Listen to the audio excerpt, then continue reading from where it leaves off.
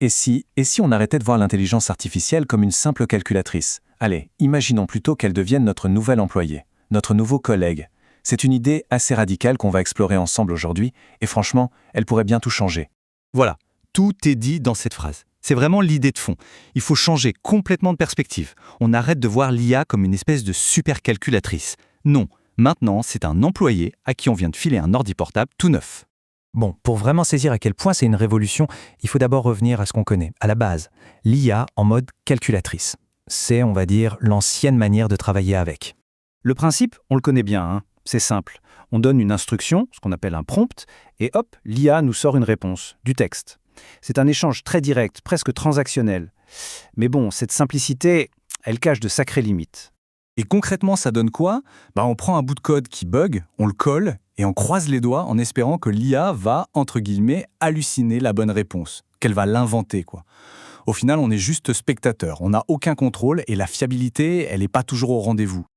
Ok, maintenant, mettons cette calculatrice de côté, oublions-la. Et si, à la place, on donnait à notre IA un vrai ordinateur portable?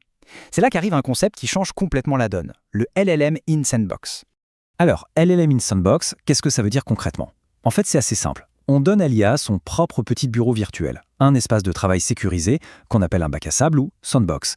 Et dans cet espace, elle a les mains libres. Elle peut utiliser un terminal, elle peut créer et lire des fichiers, et elle peut même aller sur Internet. Et là, le changement de paradigme, il est énorme. L'IA, ce n'est plus juste un cerveau qui réfléchit dans son coin, isolé. Non, c'est un cerveau avec un ordinateur. Et croyez-moi, ça change absolument tout.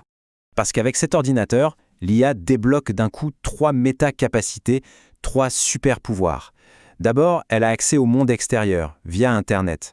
Ensuite, elle peut gérer des fichiers, les lire, les écrire, les organiser, comme n'importe qui au bureau. Et enfin, le plus fou, elle peut écrire son propre code, et surtout, l'exécuter pour résoudre des problèmes par elle-même. Bon, d'accord. En théorie, ça a l'air génial. Mais en pratique, est-ce que ça marche vraiment? Allez, c'est l'heure de l'entretien d'évaluation pour notre nouvel employé IA. Et on va voir que les résultats sont assez bluffants. Il suffit de regarder ce graphique pour voir l'ampleur du bond en avant. Prenons les maths par exemple, un domaine super difficile pour les IA. Un modèle classique, disons Vanilla, il atteint péniblement 17,9% de réussite. Eh bien le même modèle, sans changer une ligne de son code, mais juste en lui donnant son sandbox, il grimpe à 42,1%. C'est un gain de plus de 24 points, c'est juste colossal. Et le plus dingue dans tout ça, c'est que cette performance, elle est obtenue avec 0 entraînement supplémentaire. On n'a pas touché au modèle, on lui a juste donné de meilleurs outils. En fait, la compétence, elle était déjà là, en sommeil. Il fallait juste lui donner les moyens de l'utiliser. Et il n'y a pas que la performance brute, il y a aussi l'efficacité. Pour des tâches complexes avec beaucoup de texte par exemple, l'IA n'a plus besoin de tout garder dans sa mémoire vive. Elle peut simplement sauvegarder les infos dans des fichiers, comme on le ferait nous-mêmes.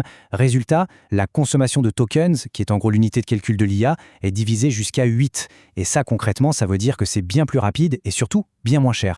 Alors, face à des résultats pareils, ça nous force à nous poser une question fondamentale. Au fond, comment est-ce qu'on mesure l'intelligence d'une IA? C'est possible qu'on ait fait fausse route depuis le début. La meilleure analogie, c'est celle de l'examen. Jusqu'à maintenant, on faisait passer aux IA un examen à livre fermé. On testait ce qu'elles savaient par cœur. Mais là, on passe à un examen à livre ouvert. La question n'est plus qu'est-ce que tu sais, mais qu'est-ce que tu peux trouver et comment tu t'en sers pour arriver à une solution. Cette citation, elle est parfaite pour ça. Elle ramène le concept au monde du travail humain. Personne ne demande à un ingénieur de connaître par cœur toute la documentation. Ce qu'on veut, c'est qu'il sache où la trouver et surtout comment s'en servir pour faire son job. Donc la conclusion, elle est assez radicale. Le vrai critère pour mesurer l'intelligence d'une IA, ça ne devrait plus être ce qu'elle sait, mais ce qu'elle est capable de déterminer. On ne juge plus la connaissance pure, on juge la capacité à résoudre un problème. Et maintenant, on va encore plus loin. Parce qu'avec ces nouvelles compétences, l'IA ne fait pas que mieux exécuter des tâches. Non, elle devient un véritable partenaire créatif. Le vrai saut quantique, il est là. On sort du paradigme texte en entrée, texte en sortie. Maintenant, l'IA produit des fichiers réels, des livrables concrets qu'on peut utiliser tout de suite. Et là, les possibilités deviennent quasi infinies.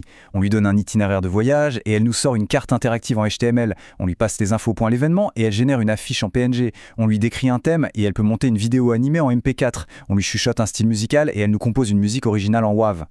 Ce qui nous amène à la question finale. Quand une IA peut utiliser un ordinateur pour apprendre, pour créer, pour résoudre des problèmes toute seule, qu'est-ce que ça devient? Une chose est sûre, ce n'est plus une calculatrice. Ce n'est peut-être même plus un simple employé. C'est sans doute le début de quelque chose de complètement nouveau.